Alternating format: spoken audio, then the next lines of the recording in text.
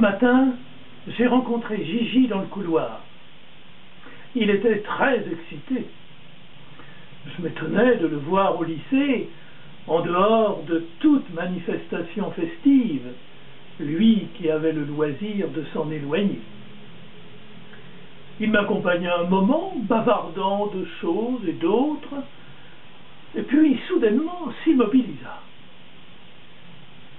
« Mon vieux, il faut que je te dise, j'ai eu une idée fabuleuse qui t'aidera à comprendre pourquoi je suis ici. » Il m'entraîna dans un coin à l'écart.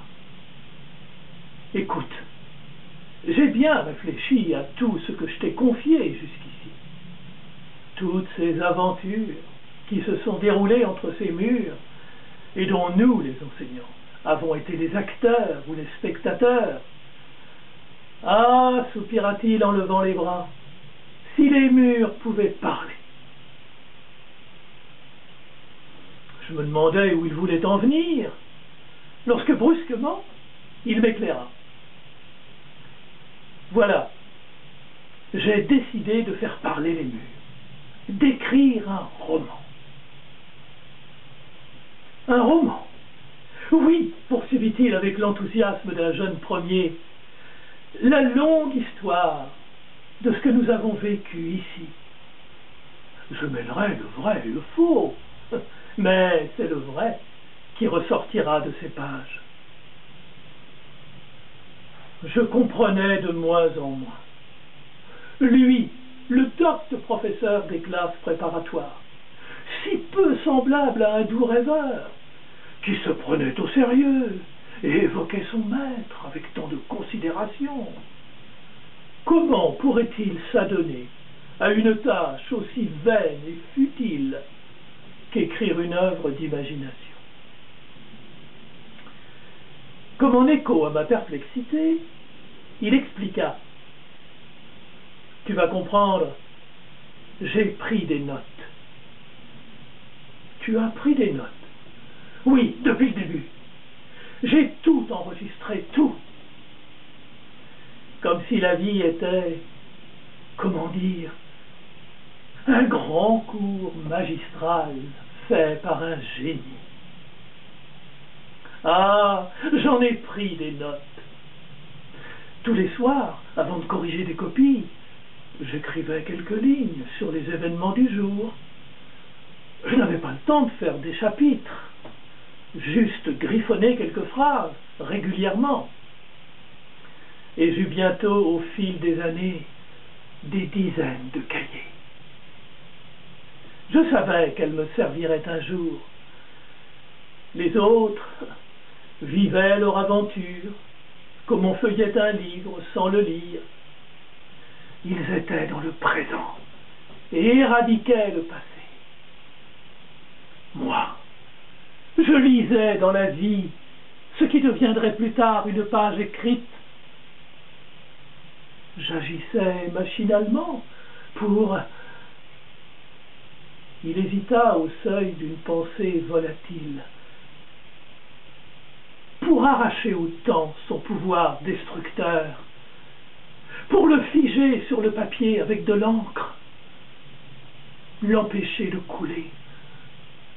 Tu comprends? De couler, d'être insaisissable, de nous voler tous les moments que nous voudrions éterniser. Je me suis dit que je pourrais ressusciter ce qui est tombé dans l'oubli, le faire revivre au gré de ma fantaisie, inventer un autre monde, peuplé de créatures imaginaires, certes, mais dont l'inspiration aura tellement été puisée dans le réel qu'elles apparaîtront saisissantes de vérité.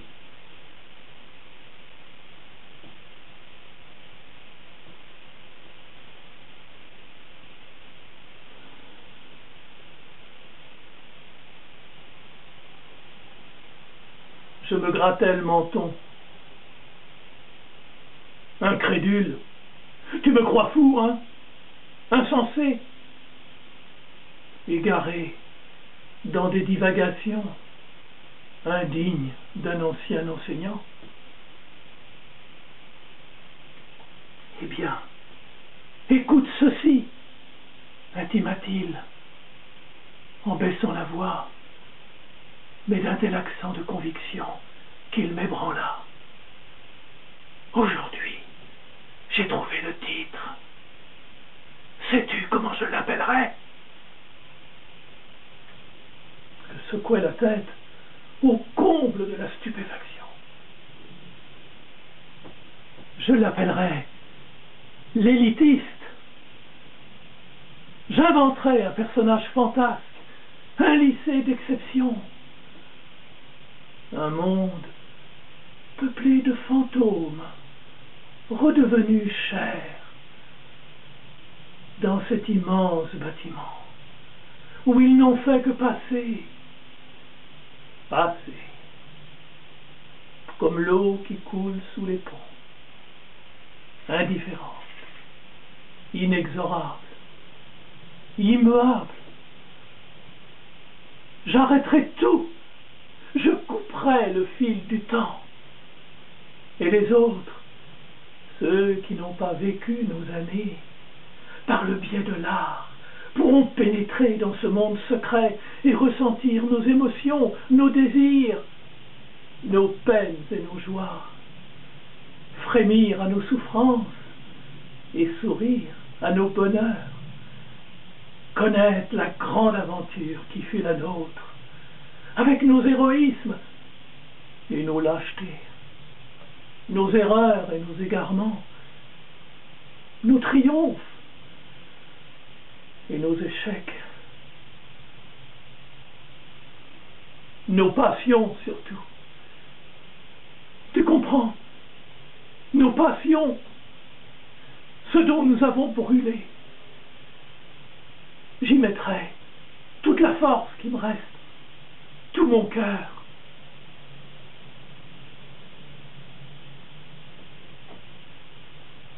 Sa voix vibrait. Il tremblait, agité d'un trouble qu'il ne maîtrisait plus. Puis, se reprenant,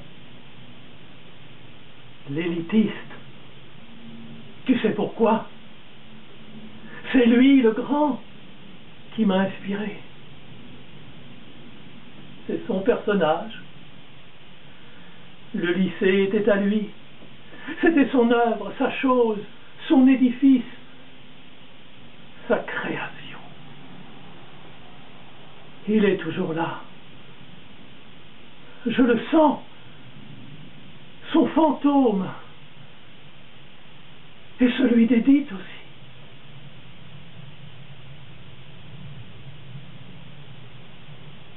Et sur ces paroles, sans rien ajouter, sans un au revoir, ni le moindre regard,